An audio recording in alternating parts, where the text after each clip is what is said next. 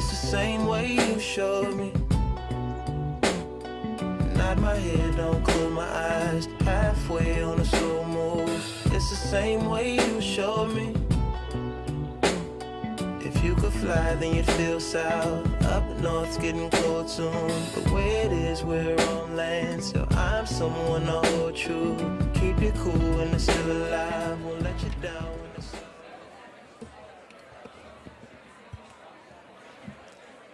Good afternoon. Good afternoon.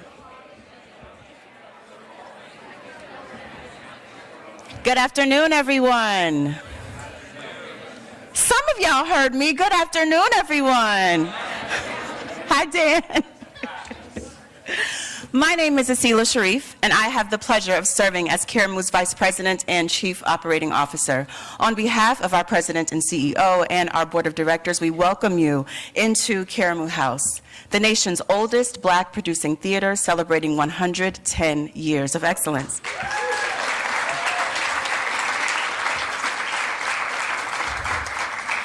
We celebrate that as well. So Karamu's mission is to produce professional theater, provide arts education, and present community programs for all people while honoring the Black experience. That means that everyone is welcome in this house. Now, throughout its years, Karamu has been known as a convener for meaningful and important conversations.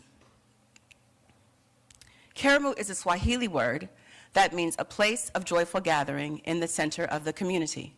Now, we frequently work with partners, organizations, businesses to use the performing arts to lift up the conversations and amplify the issues around the conversations they need to have with stakeholders, not unlike what you're doing today. We invite you to stay engaged, get engaged, as we continue to preserve this legacy for the next 100 years. We are honored to host today's mayor-to-mayor discussion. Now it is my pleasure to introduce to you our next speaker, Congresswoman Brown.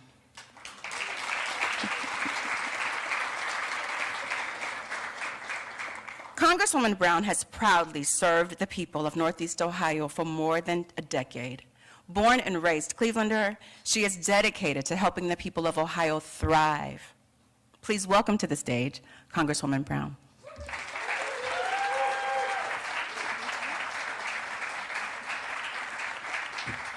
Good afternoon, everyone. Thank you, Asila, for that introduction, and thank you to everyone at Karamu House for opening your doors to all of us today. And it is especially meaningful to gather here at Karamu House as we kick off this conversation about Cleveland's future. As the nation's oldest producing Black theater, Karamu has been a beacon of culture, creativity, and community in this city since 1915. It also holds a special place in my heart because one of my very first votes in Congress was for a bill that included $500,000 in federal funding to help support the rehabilitation and revitalization of this historic space.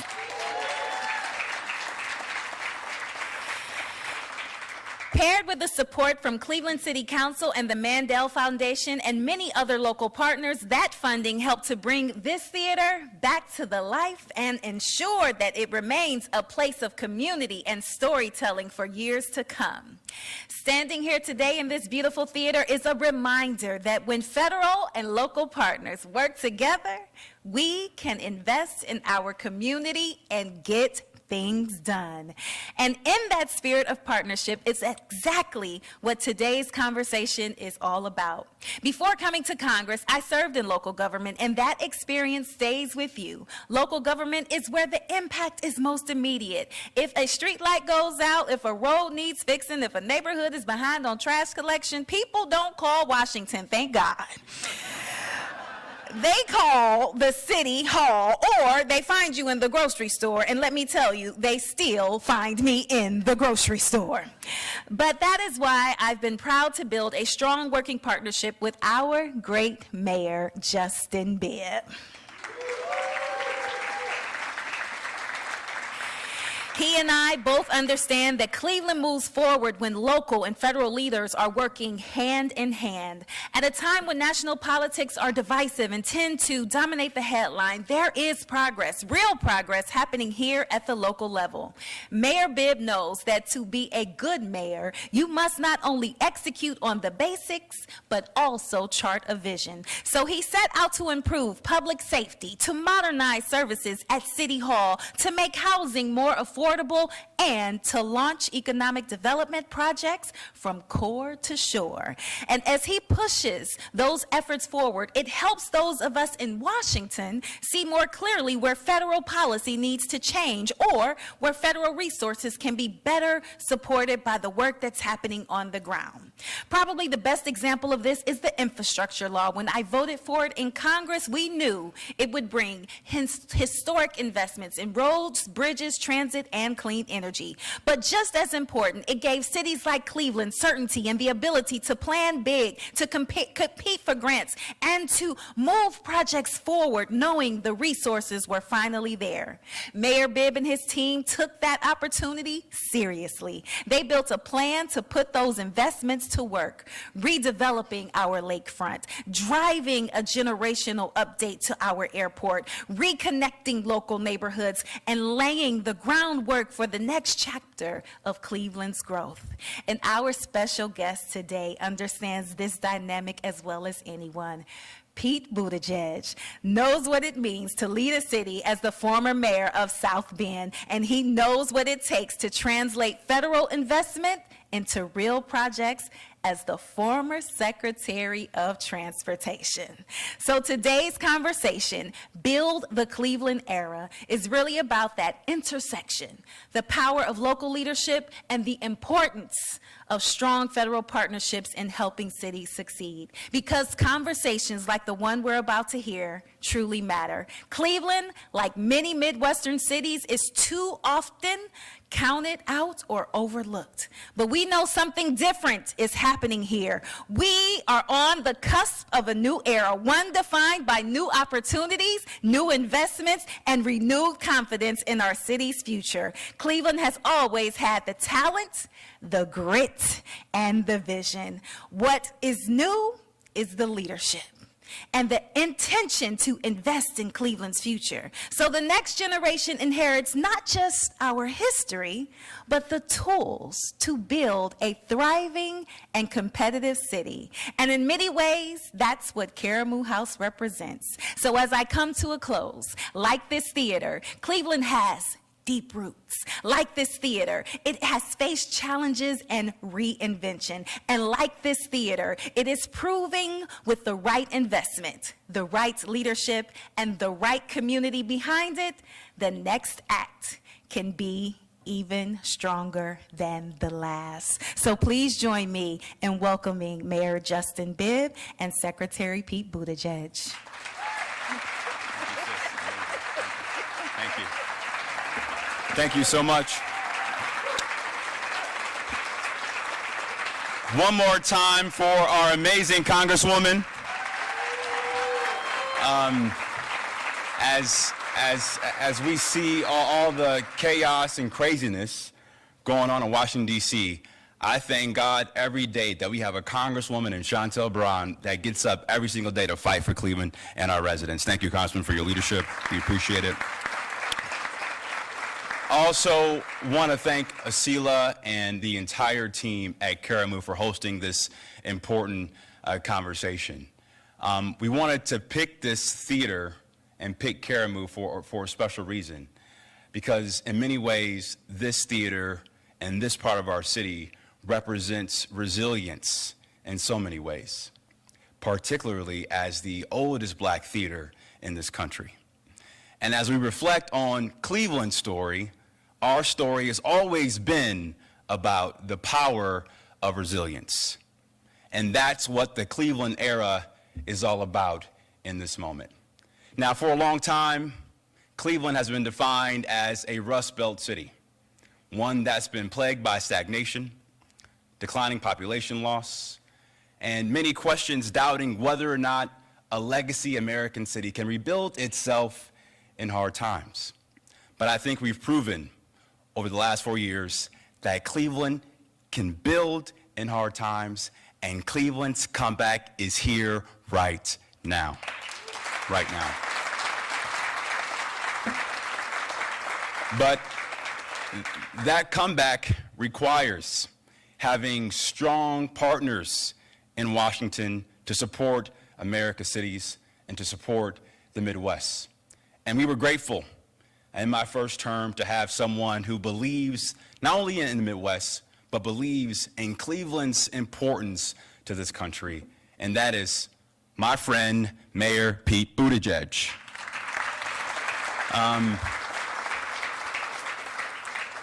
Now, when we reflect on the great progress that we've made over the last 4 years, it's because we had leaders like Congresswoman Brown and Secretary Buttigieg who always thought that for America to achieve its potential, we need to invest in cities now more than ever. So, ladies and gentlemen, welcome to the stage, my friend, Pete Buttigieg. Pete.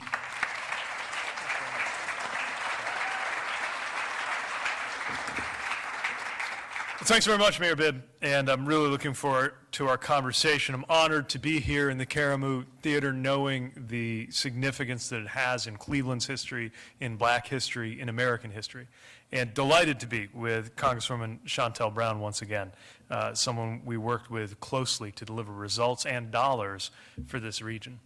I had the formative experience in my public service career as a mayor in the community of South Bend, Indiana, 3 or 4 hours due, whichever way is west of here, right up I-80. And ours was a community that had an industrial heyday in the past and struggles ever since. By the time I became mayor, our per capita income hovered around $18,000 per person.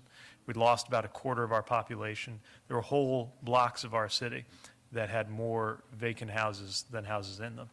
But I was part of a generation that refused to take that for an answer, that insisted on having a city future that was better and different than our past.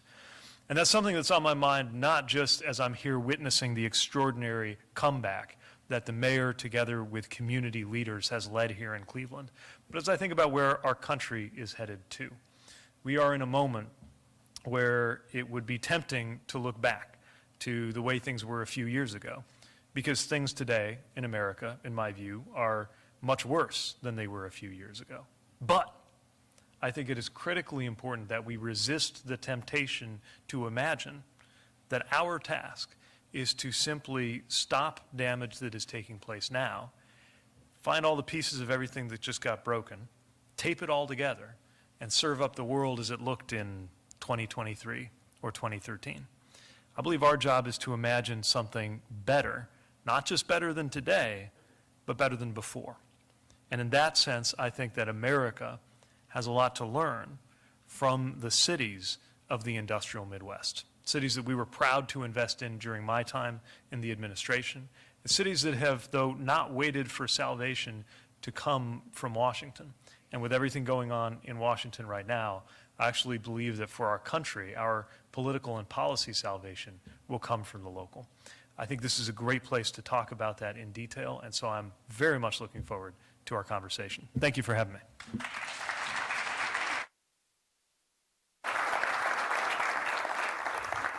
So Pete, welcome back to Cleveland. Thank you. Good to be back. A snowstorm deferred our big plans in January. That's right. Congratulations on the second term, by the way. Thank you. Thanks to the voters for a second. Mr. Secretary, I know you've been traveling the country a lot over the last several months. What are you learning from across the country, and what lessons do you have for us as we navigate these challenging times right now in America? Well, what I see is a sort of a split screen. On one hand, we see conditions in the country that are becoming more and more painful. The concerns that prevailed in our economy a year or 2 or 3 years ago about affordability have become that much more acute now. Energy prices, electricity prices getting higher, even as projects for transmission and generation of clean energy are being stopped by Washington. The cost of groceries getting higher, largely compounded by what's going on with tariffs. The cost of housing getting higher. You know, it wasn't that long ago that the median age of a first-time home buyer was in the 20s. Now it's 40.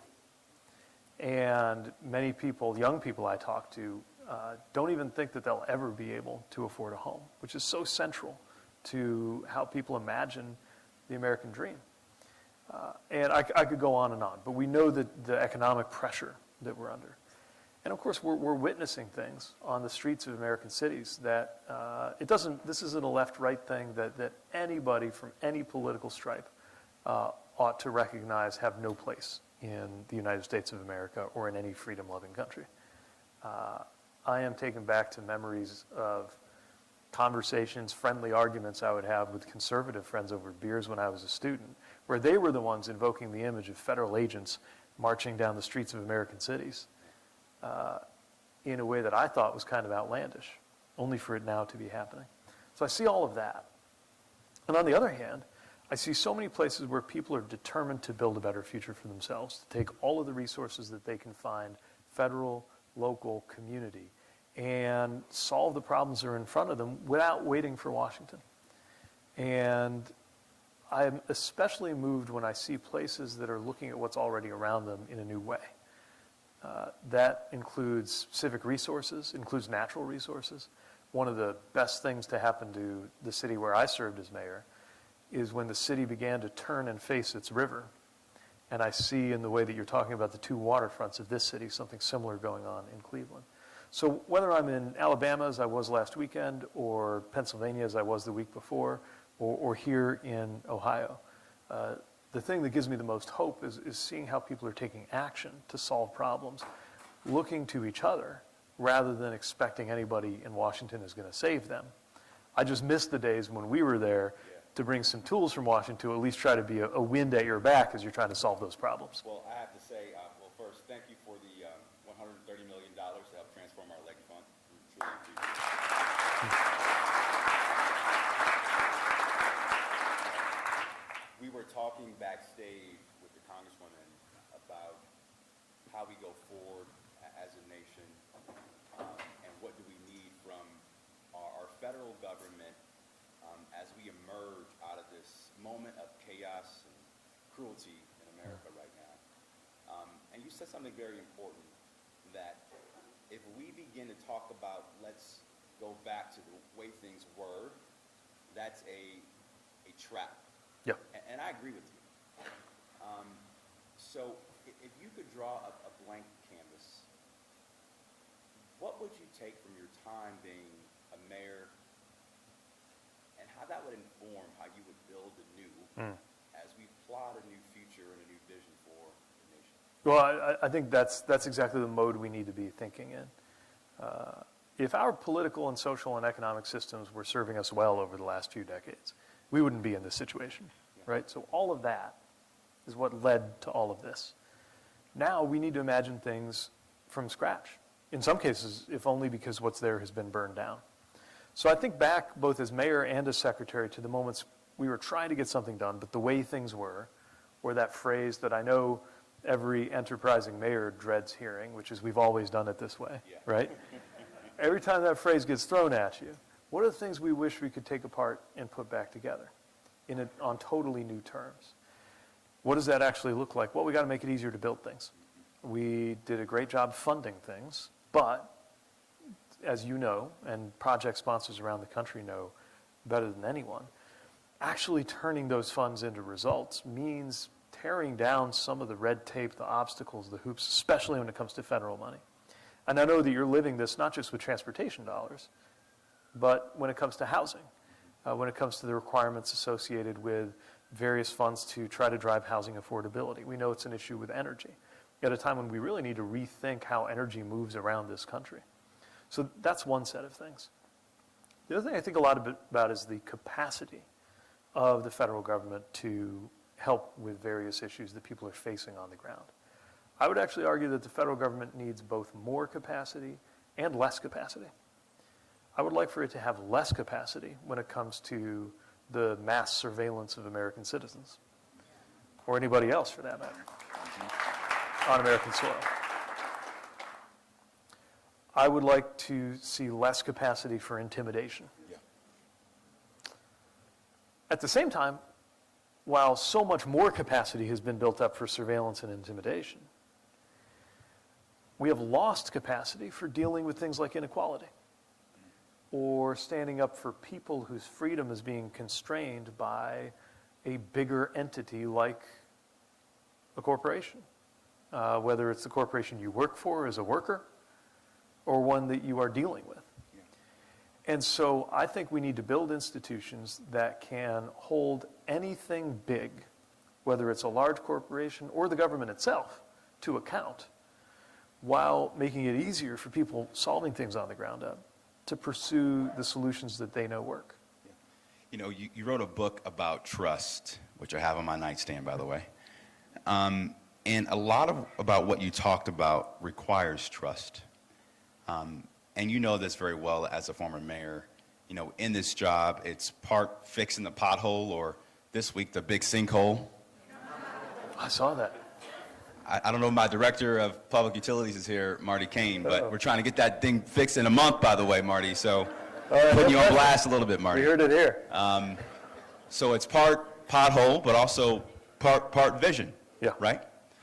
And a lot of that depends on our ability to build trust with the residents that we're blessed to serve every single day. But I would tell you, poll after poll after poll shows us that Americans don't trust politicians. Americans don't trust government. And in our political party, we have lost credibility with the American people. Yep. From your standpoint, what can the Democratic Party, but what can the nation learn from common sense, pragmatic mayors to rebuild that trust, to help rebuild America? Well, I think mayors live in a world of the real.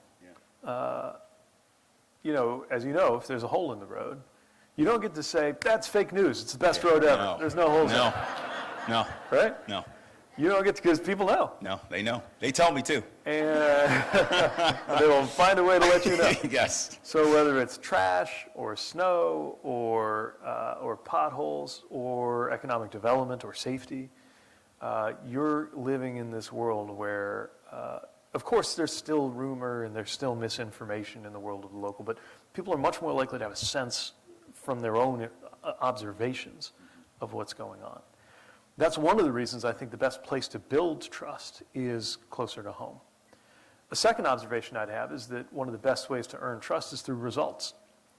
And when people, even if they're yelling at you the whole time, when people see that a community is getting to be a better place to live, when they feel that it's a better place to be, you are rewarded for that, politically, but not only politically. And you get a little more, you know, when you earn a second term, for example, you have a little more room for maneuver to take even bigger swings, although you were taking some pretty big swings in the first term. So I was. And of course, the really rewarding experience of seeing those things through, because they take time, right? Sometimes it's something you launch in your first year could be taking until your fifth or beyond to actually deliver. The third thing I would mention is that we need in this country to find and cultivate more overlapping circles of belonging. And what I mean by that is that the circles we belong to can either be overlapping or they can be concentric. A lot of our circles are concentric. If I know your workplace, your education, your faith community, a couple other things about you, probably can guess what your politics are going to be. So each one of those circles sits inside another one of those circles. But we also have overlapping circles that many of us belong to. Maybe it is a faith community. Maybe it's a sports loyalty that definitely brings people with different circles in terms of their political identity, different racial or economic or social backgrounds, but they have that in common. And then that overlaps with a neighborhood, which brings different kinds of people together. Offline, in real life, in 3D, not coming to you through the feed, but in real life. Well, this is one of them, right? Spaces where people are physically around each other. One of my favorite political thinkers, Jedediah Purdy is his name. He defined politics as the process of, in his words, finding terms of alliance for people who need one another and are in one another's way, which I think is a great way to think about what goes on in a city. We need each other, and sometimes we're in each other's way. And navigating that, negotiating that, that's the stuff of politics and policy at its best. And the more you do that with goodwill, I think the more you can earn trust. The last thing I'll say is transparency. And here I'm looking a little more at the Congresswoman, the excellent work she's doing on the Oversight Committee. And yeah, that definitely deserves a hand. Because every day we're learning something that is not great about how things are working in Washington. From the notorious Epstein files to information just out about how the personal information of Americans may have been taken on thumb drives by people working for the so-called Department of Government Efficiency, which is just the latest tragic example of the difference between a Department of Government Efficiency that we could have had, which I think anybody who's worked in government would welcome in theory, and the one we actually got, which had nothing to do with government efficiency, right? And so many other things where the first step toward trust is to get the facts out. And so I want to applaud the work that you're doing, because at the federal level, which has a much longer way to go than the local level in establishing healthier trust, the first step is just to know what's out there. I want to turn to a topic that you and I are both very passionate about, this idea from Rust Belt to reinvention. I remember reading about you in your first campaign when I was thinking about running for mayor in 2019 and 2020, and kind of your vision of how we reimagine how the world and the nation thought about the Rust Belt in Midwest cities. And, you know, South Bend has certainly seen a transformation under your leadership and the foundation that you've laid. And in Cleveland, you know, we obviously have a similar story. We were once considered America's first Silicon Valley, as John D. Rockefeller got to start here. That's right. Standard Oil was created right here in Cleveland, Ohio. We once had Millionaires Row down on Euclid Avenue. And we really powered America's first industrial revolution. And as we're seeing the economy change right now, where really in the early 2000s, it was really dominated by the coast, from Silicon Valley to New York City to Boston. Now with the trends of reshoring and onshoring, I think there's a moment here where the Midwest, Ohio, and I want to make for damn sure Cleveland, we're going to build things right in this country again, and I want Cleveland to lead the way. What's your viewpoint on what we as mayors can do to drive America's industrial policy for the future? Well, first of all, I share your passion for this region and the industrial Midwest becoming a powerhouse for the future. I think that it'll look different from before, and that's okay. And that was the first task when I became mayor of South Bend, was to shed the nostalgia that was very tempting, so that when we look back at our past, for here it's things like Standard Oil, it was Studebaker car company. It's as big as the big three today, until that last Studebaker rolled off the line in 1963. And that was such a traumatic fact that it was still the dominant fact about our city when I was born there, decades after that happened, and when I became mayor decades later still. I think our generation may have actually benefited from not having been around to see the heyday, because I think if we actually knew what it was like, we would run the risk of being able to imagine nothing but how do we get back to that. Now, instead, what we can do is we can look back at those innovators and leaders of the past and notice that what was really special about them was how focused they were on the future, and try to imbibe that spirit. And in very practical terms, as I look to the future, I think we have some things around here that a lot of other people around the country and around the world are going to wish they had. First of all, there is that latent memory, awareness, habit, let's call it muscle memory, of how to build things and do things that are real and big and hard. Secondly, water. You need water. You need water to live. You need water to function. Industry needs water. Data centers, we are learning, need water. And the stewardship of that water that goes into them is going to be a very important issue that has to be managed wisely. The point is, the Great Lakes are only going to grow in importance as both the industrial profile of the country and the nature of our climate continue to shift. And we need to be prepared for that and positioned for that, which partly means preserving the water that is this incredible resource that we have and its quality. I also think there is a likelihood that we don't really know what's coming with artificial intelligence, right? But there's a chance, a high chance, I think, that it will actually elevate the importance of what we would think of as blue-collar work and care work, two forms of work that have been undervalued, and lift up, in relative terms, the importance of that. I mean, think of all the blue-collar workers from our region who were told to become computer programmers a couple decades ago. Yeah. And now think about all the jobs in computer programming that are being disrupted. So to me, all of that positions us, well, it's not just going to come our way, it's not going to be easy, and it's not going to be obvious. It's too soon now to know all the shape it'll take, but we know is if you have the fundamentals, you make sure it's a livable place, an affordable, and I'd love to hear a little more about the progress happening with your economic vision here, because I know it's about affordability, quality of life, pulling those things together. That's the platform that you can build all those things on, right? Yeah, you know, one of the things that we inherited 4 years ago when I took office was questions of how Cleveland could come back from the pandemic. I think every mayor in America was dealing with this question of what does our post-pandemic recovery look like?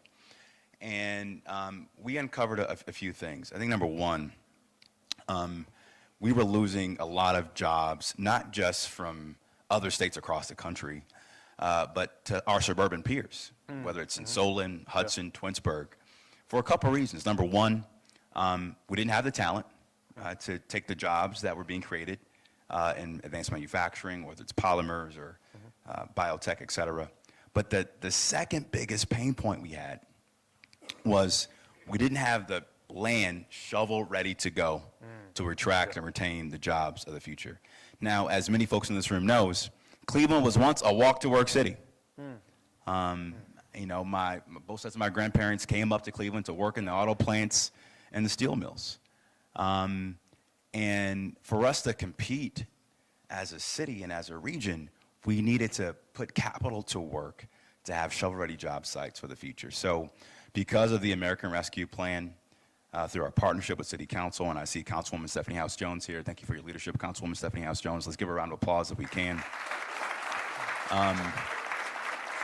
The largest federal investment that we had with ARPA was putting $50 million of capital to work to create the Site Readiness Fund for Good Jobs. We're working with the Cleveland Foundation right now to raise another $50 million to make this a $100 million fund. The goal is to convert 1,000 acres of brownfield land, predominantly in the east side of Cleveland, to make it shovel-ready job sites for the future. And already, and in just several years, we have nearly 400 acres under contract to redevelop to create those jobs for the future. That's a big thing. Second thing I would say is housing. I was talking to my team at City Hall, and we did some back-of-the-envelope analysis. We have about a $2 billion home rehab problem in Cleveland. $2 billion. We have an aging housing stock. We have still a big problem with growing wages so that our residents can afford to repair their homes. And unfortunately, too many of our residents have too much a month and not enough money, right, to make ends meet to keep up with their homes. And so we are working aggressively to help lead the nation in innovative housing solutions. So one of the things we're doing, connecting it to our Site Readiness Fund for Good Jobs, is we're in the process of luring one of the best modular housing manufacturers to Cleveland to put people to work, but also to rapidly scale the production of modular housing.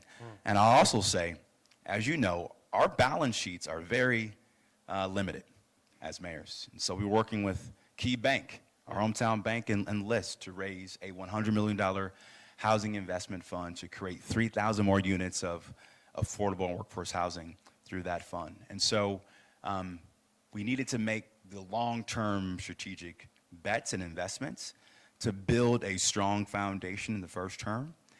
And in the second term, as we see the American economy take shape, as we see the growing market trend and drive around the reindustrialization of the American economy, the Cleveland era is all about how can Cleveland lead the nation in America's industrial revival, putting people to work, leveraging our legacy history and advanced manufacturing, and being a model for the nation of how to rebuild, particularly in hard times. That's exactly how I would be. I'm not surprised, but that's exactly how I would be hoping to see things moving forward, because you need that platform coupled with a readiness for some things that we don't know how they're going to turn out, but when you have those pieces ready. I'm also, by the way, very excited to see how things unfold with this modular housing work that's going on, because we need to find, look, some of the obstacles to affordable housing are administrative, bureaucratic, legal. They need to be worked out on paper. But some of them, a bit like healthcare, we just got to figure out how to deliver it for less money. Yeah. And seeing how that takes shape, I think, could be a very compelling part of how the next decade's problem solving unfolds. You mentioned something earlier, and I know it's keeping me up at night. I know it's keeping a lot of my fellow mayors up at night.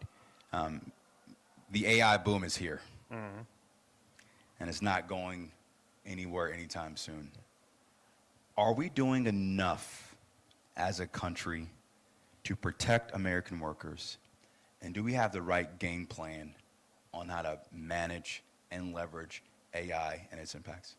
I think we're clearly underprepared. I think one of two things is going to happen in terms of the, and I'm not talking about the technology, the technical parts of it. That's one conversation.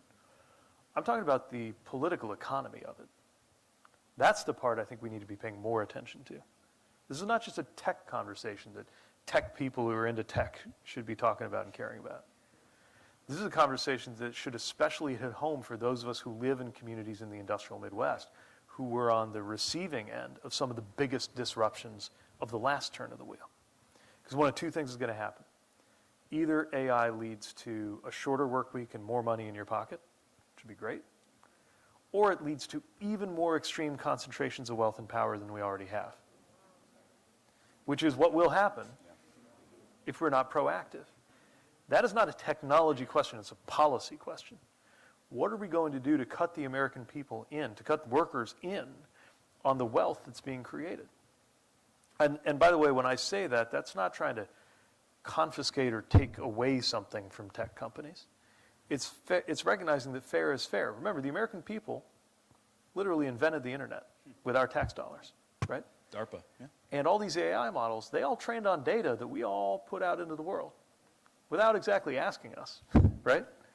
And all of this enormous amount of wealth, value, is being created. We don't know exactly what scenario is going to unfold, but it is likely that there will be huge changes to the way people work, what jobs are like and what jobs exist in the next very few years. And again, being in the industrial Midwest, I think, puts us in a position to really understand what that could mean. We learned the hard way as a region that you have to be ready for this, that you have to get real resources to help people prepare. And we learned one other thing that I think is missed in the national conversation. And it has to do with how, even if you figure out a new way to replace somebody's income, their job wasn't just a source of income, it was a source of identity. Yeah. And again, I know folks around here are not strangers to this concern. It's certainly true where I was growing up. You got somebody who's been a machinist for 17 years, and they can't be a machinist anymore. And the well-intentioned program kind of crunches the numbers and says, well, you're going to be a nurse now. And that's a great job that we need more people in, but the guy's like, no, that's not who I am, that's not what I do. The belonging, the sense of belonging that we get from our work is critically important. And if there is not a healthier sense of belonging available, there are some very unhealthy senses of belonging that are going to come calling. White nationalism found fertile ground in communities that had experienced enormous economic disruption because it was a source of belonging.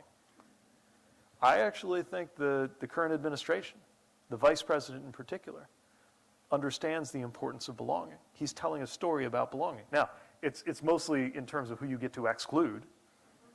So it's not my idea of how to build a story of belonging. But that's what's being peddled, right?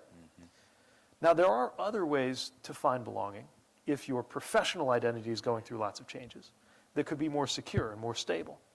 Many of them, interestingly, actually usually get talked about as in more conservative terms, but this doesn't have to be a conservative thing. Family,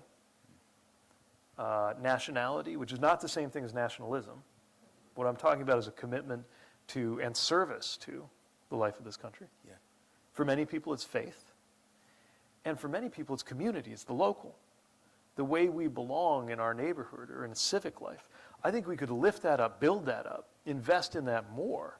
Not only because it's just something that you want to have in a healthy community, but because its importance might rise as our economic day-to-day gets all jumbled up and goes through all kinds of transformations that we can't predict just what they'll look like, but we know they're going to be big and we know they're coming soon. So I believe that we need to not only be preparing in the cold, hard, technical economic sense, we definitely do. Yeah. But at that bigger, broader sense, that is one more example where I think mayors and local leaders will be among the best equipped to help respond. You know, I couldn't agree with you more. We certainly have a belonging deficit in America. I was just talking to the newly elected mayor of Omaha, Nebraska, John Ewing. He flipped a seat from Republican to Democrat.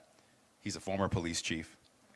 He's a part of this coalition that I'm looking to build called Blue Cities, Red States, Working for a More United States, where you have common sense, pragmatic, centrist mayors in blue cities and red states who are fighting against preemption, fighting against extreme MAGA governors and extreme MAGA Republican-led legislatures, but still getting stuff done because we don't have any other choice but to get stuff done.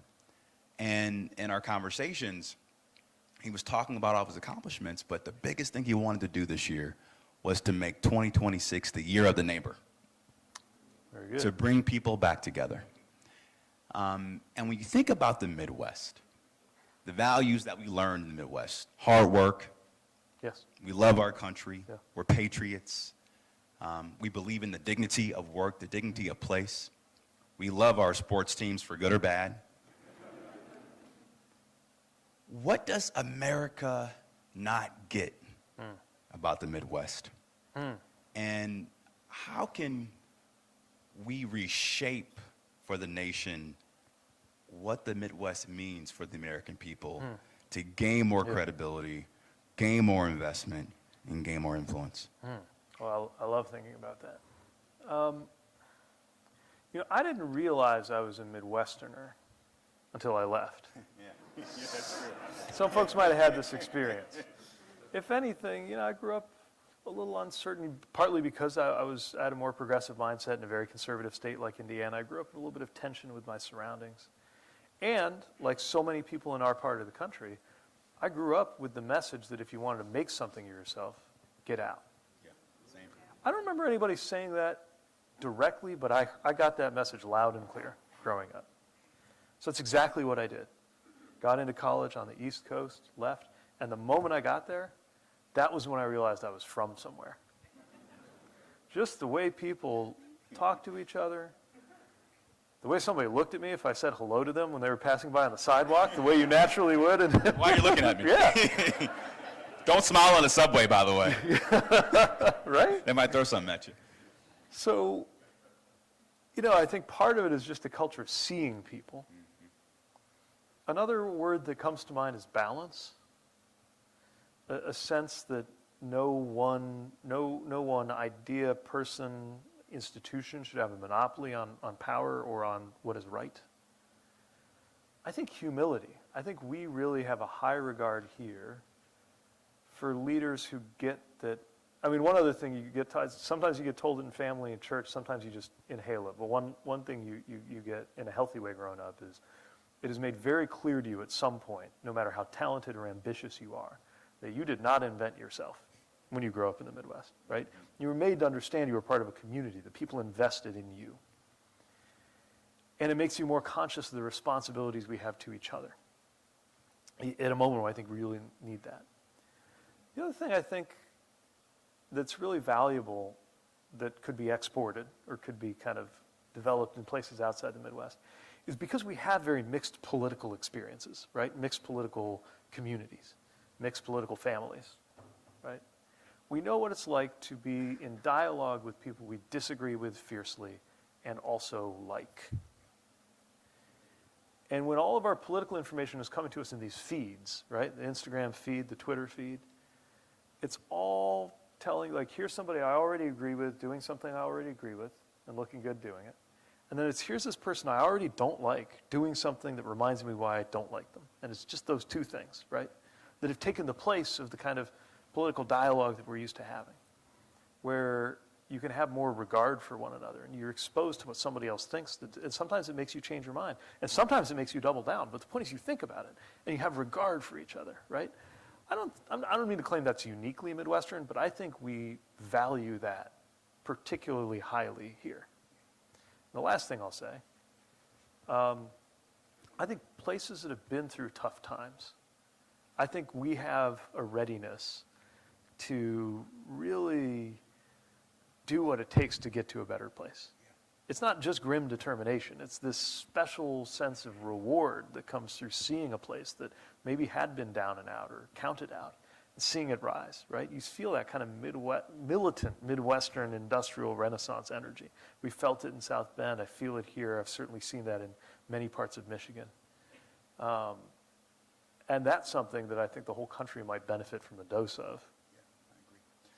Before we get to audience questions, I want to get your viewpoint on what's happening abroad. You and I are what I call elder millennials. I'm glad we finally get to be elders. Exactly. Something. About time, right? About time. I remember being in my computer class freshman year when 9/11 happened. And how that really impacted me and my own lived experience on how we lived in a global world. Yeah. I remember being studying abroad in London at the London School of Economics, and I remember sitting across from folks from all over the world talking about the Doha round of free trade and what it meant for farmers in Iowa, but also farmers in India. Yeah. And we live in an interconnected world. And having served our country in the armed forces, what's your take on what's happening with the current war in Iran? And what should we be thinking about right now as Americans as we navigate these challenging moments right now with this very complicated foreign policy and this complicated effort in Iran? Well, when I saw the news that as part of the retaliation to the strikes, missiles were headed to Al Udeid Air Base in Qatar, I couldn't stop thinking about what it felt like when I was at Al Udeid Air Base in Qatar, which was the stopover before going to Afghanistan. They put you there for a couple days while you get sorted out. I remember being on this dusty, hot, you can imagine, air base where we would sort out our rucksacks and wait for the C-17 Greytail rotator to take us into Bagram Airfield. And I was thinking about all the people who are there right now, the people who are in Kuwait right now, and Saudi, some of whom lost their lives. And it's a illustration of just how widespread the impact of this is in the region. It's not just the troops who were forward deployed in those carrier strike groups that are launching attacks from the Gulf. It's Americans in that whole region. And of course the question is why? Why?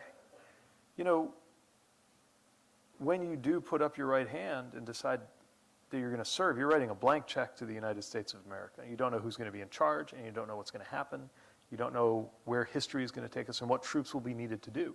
You just know that you promised to go where you're needed for as long as you're in service. And in my case, it meant when I was my turn going to Afghanistan. And I was there with some people who'd gone to 5 or 6 tours between Iraq and Afghanistan. And you do that hoping, knowing, trusting that whoever's in your chain of command and whatever the politics are of the people at the top of your chain of command, they know one thing, which is that you only ever commit American troops to a war if you have no other choice. And that's just not true today. It's just not true. I have no love for the Ayatollah. When we were out there, and part of my job, we called it military Uber. I was basically a driver. And if we were taking a vehicle outside the wire, sometimes we would be at risk of what were called EFPs, which is a special kind of improvised explosive device that the enemy had been provided by Iran. So even though the conflict was in Afghanistan, the long arm of the Iranian regime was in Iraq and Afghanistan, anywhere an American could be targeted. And I knew that if one of those IEDs were to strike my vehicle, it would probably be a gift of the Ayatollah. I have no love lost for this regime. But what we've done, at least as of today, is overthrown Ayatollah Khamenei and replaced him with literally Ayatollah Khamenei Jr. So the regime has not changed. The region's in chaos. And the most important thing to bear in mind, after thinking about the troops whose lives have been committed to this and some of whom have been lost, is that this war isn't just happening over there, it's happening here. The war is happening here. Anytime people are told, well, we just don't have funding for SNAP, we don't have funding for Medicaid, we don't have funding for infrastructure, we found some funding for those tax cuts for billionaires, but we just don't have funding for these. Meanwhile, $11 billion has already been spent. And that's just what's being spent out of the Treasury. How much money has been spent already by Americans just filling up the gas tank as oil prices go up around $100 a barrel with no plan for what's going to happen next? So the cost of this war is coming down on everybody in America in the form of literally higher prices, probably higher mortgage rates, higher interest rates, and being less safe. And nobody can tell us why.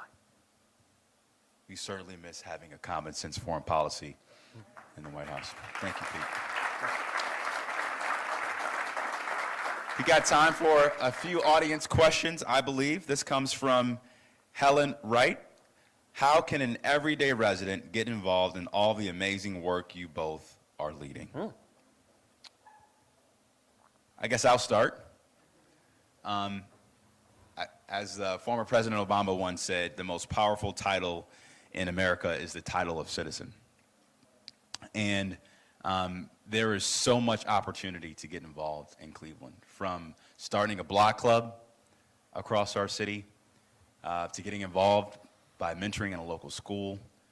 That vacant lot you live next to, let us know. We want to give it to you so you can plant a neighborhood garden. There's so many ways that you can be a part of making change without running for office. And we need more folks across the city to raise their voice, to be a part of the solution, and not sit on the couch and not just tweet all day, but be a part of all the great progress we're seeing every single day in Cleveland. Pete? It's great to hear so many ways for people to be empowered to make a difference in the community. I do think at a time when belonging is going to count more than ever, so many people can build that and develop that in different ways. So I'd urge you to think about what are some of the overlapping circles of belonging that you belong to or that you could build that don't yet exist. I also think it's always important to recognize, and I think this is especially true for young people who don't know if they belong at the table, that local processes create opportunities for that. You know, in order to testify in Congress, you have to be invited or subpoenaed, but like that's how you wind up speaking to Congress, right? Knock on wood. A lot of city processes, right? Definitely when I was mayor of the city council, you just show up. Show up and be heard. And I think people sometimes don't realize how many opportunities there are to do that. And where if you have a compelling case to make, you can absolutely shape the way elected officials make a decision. And then in terms of what's going on in our country, I guess what I would point to is that you are more powerful than you think.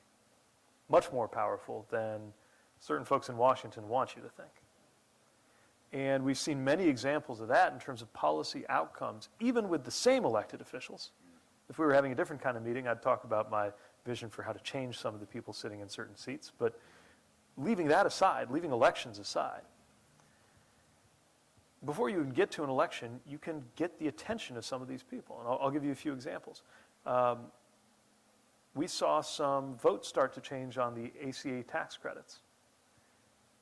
not as many as I would like, but we saw some Republicans flip their votes and vote with Democrats. It actually passed in the House, just can't get through the Senate GOP, to give people a break on their health care premiums that shot up this year. Why did that happen? It happened because of political pressure. There was one member of Congress who refused to meet his constituents in Wisconsin. And so we said, okay, we'll do it for you. We did a town hall. We had 1,000 people there.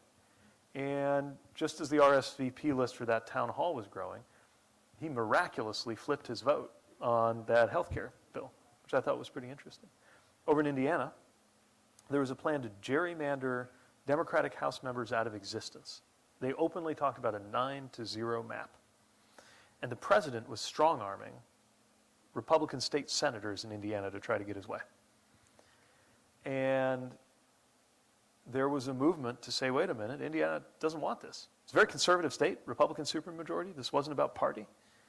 It's just that we don't want to do this. And we did a rally with hundreds of people filling the State House, just to try to reconnect some of those legislators with their conscience a little bit. And there were phone calls, all these things that sound old-fashioned, showing up at a rally, making phone calls,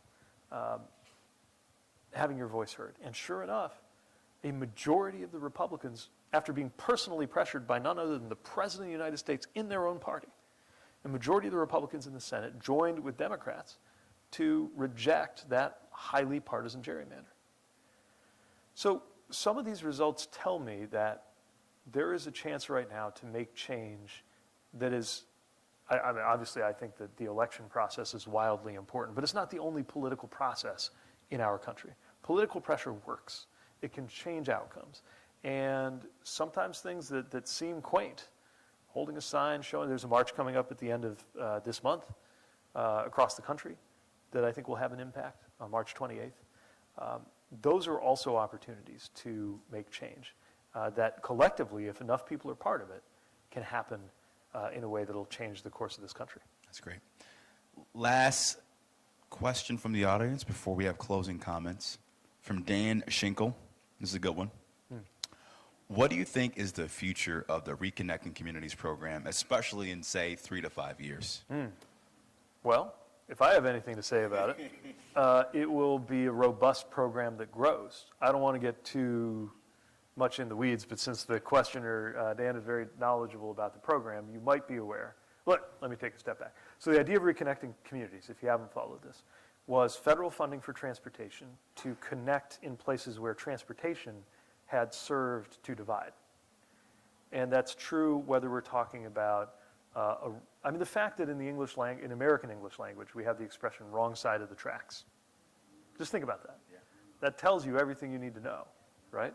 About how transportation, whose purpose is to connect, can actually function to divide.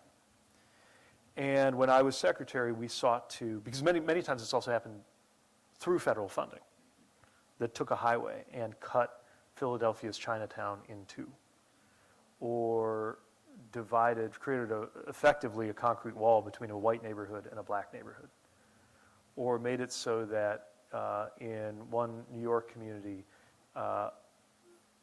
Mount Vernon, which is way up the road from New York, people could get down to Manhattan more easily than they could get to a grocery store in their own city, right?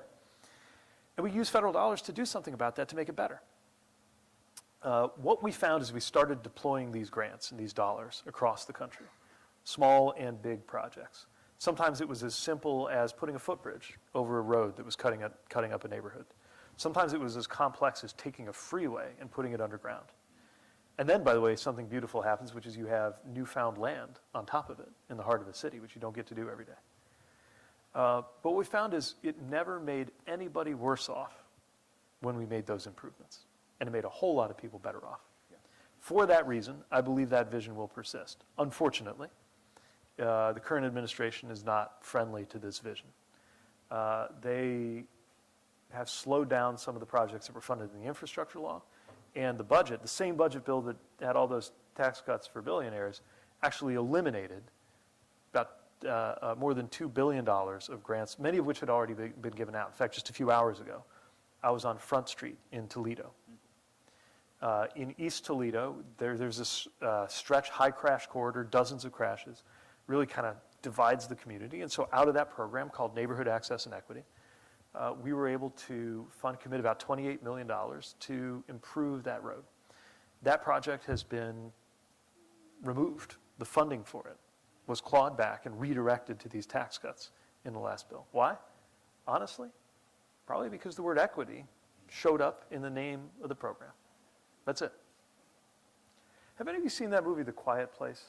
You know what I'm talking about? That sci-fi movie with the aliens? Anybody makes the slightest sound and then the alien gets you? To me, it's kind of like that.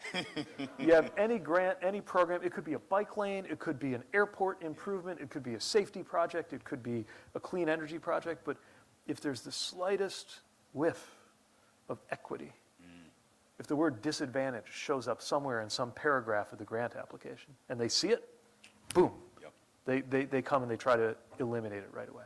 So obviously that dynamic is going on right now, but the thing about these projects is they're good projects. And a good project will get done. So it will likely require new leadership, but I believe that we will have new leadership.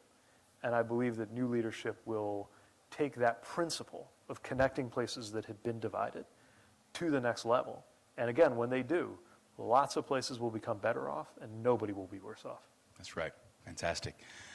Before we wrap up, I can't leave here without talking about a famous Karamu alum, the late, great Langston Hughes. And one of my favorite poems from Langston Hughes is the poem entitled, "Let America Be America Again." And in this poem, Langston Hughes is reflecting on this challenge and battle that he's having with the America that he's living versus the ideals espoused that was founded in our Constitution. And in many ways, that's been our conversation. How do we continue to perfect this union at the local level in great legacy cities like Cleveland? And how do we make sure that we can achieve that reality long term? And that's really the work. And there's a great line in the poem that I want to leave you with before we let Secretary Pete round up our conversation. And it goes like this. Let it be what the dreamers dreamt. That's the work. And every single day, all of us in this room, all of us at City Hall, are really focused on making sure that Cleveland and this Cleveland era is about the people, but a place where the American dream is alive, real, affordable, and within reach. And that's our collective struggle and work together. Wow. You're going to make me follow Langston Hughes? What I love about that is, we have these ideals that, whether we're talking about the ideals that are encoded in the founding of this nation or the fidelity to those ideals that is called for in great literature and in the searing verse of Langston Hughes, for example. But all of that, it can get academic, it can get abstract. We're throwing around these words, liberty and pursuit of happiness. All these things actually, they cash out somewhere in particular. They matter because they happen to someone in particular in our actual everyday lives. And whether it's the work you're leading in Cleveland or the things I've seen people doing in communities across the country, I see people making sure that for something to go from the dream to something that is, that they make it happen in a particular place and context with the tools that they have. And that, I think, is all of our responsibility. You don't have to be in office, political office, to make that happen. And so as I continue to try to build a picture of what we could have, not just going back to what we had, there's nothing about turning back the clock in it for me, but what we might have. I picture the conversations I'm going to have with my kids. They're twins, 4 years old. The questions are coming. We're at that age. Toddler parents know what I'm talking about. Any parents know what I'm talking about. We're at that age where the questions start coming. And sometimes you don't know what to do. My son wants to know when he's going to die. And just when I'm trying to figure out how I'm going to tell him about that, I'm like, well, he goes, coyotes are from the same family as dogs. And his brain has just clearly moved on to the next topic because I was taking too long. Why do we have cheeks? That's one of the questions I got recently that I realized, like, I don't know. I don't know how to explain why we have cheeks. We just do. I don't know. But of course, it won't be that long before questions get very connected to what we all are doing as citizens and what we're doing in our politics and our government right now. And I think it's likely that by the time they're old enough to ask, certainly as they're coming of age, entering the workforce, I'll get questions along the lines of, what were you doing in the 2020s? Like back in the 2020s, when it looked like things were going to go either this way or that way, and it looked to some people like things were already gone, what were you doing? And I want to be able to say all these things that you kids are enjoying now and this great life you have are because we did the right thing back then. Because we saw AI coming, and we had the scar tissue of what had happened in the industrial upheaval of the 90s and the 2000s, so we weren't going to let that happen again. So that's why AI led to a better life and not a worse one for you. We got a hold of that inequality that was exploding, which is why now you live in a more equitable society. We cleaned up the air and water, which is why you don't even have to think about it that much. When you have kids, the reason that you get to pretty much take for granted that you're going to have access to excellent, quality, well-funded public education is that we stepped up when it was time. That we got shaken up the hard way in our comfortable assumptions that there were always going to be more rights and freedoms than before, because we watched them start to be taken away on our watch. So we did what it took to make sure that wasn't the high water mark, which is why you have more rights and freedoms than we did growing up way back in the 1980s, right? That we finally got so fed up with the kind of corruption of our politics that we acted to get money out of our politics, and people said you couldn't do it because they said we couldn't do constitutional amendments anymore. But we knew if our country did prohibition and changed its constitution so you couldn't get a beer, and then changed it back because that was a bad idea, we decided that we had to get to work on an amendment to the Constitution, which, my child, took us 20 years, but we got working on it then in the 2020s, which is why now everybody knows that corporations are not people and money is not the same thing as speech, right? Like, those are the things we could have we still have time to make ourselves proud of what we did in the 2020s, but we got to be at it now. And I often think about the words of someone I heard say the smartest thing I've ever heard said about hope, which is that hope is the consequence of action more often than it is the cause of action. And it's why I like surrounding myself with people who are taking action that will generate hope rather than waiting around for hope to come to them. Well, let's get to work. Thank you all. We appreciate it. Thank you so much. Appreciate it. Good discussion. That was great. Thank you. Take it on the road. Nicely done.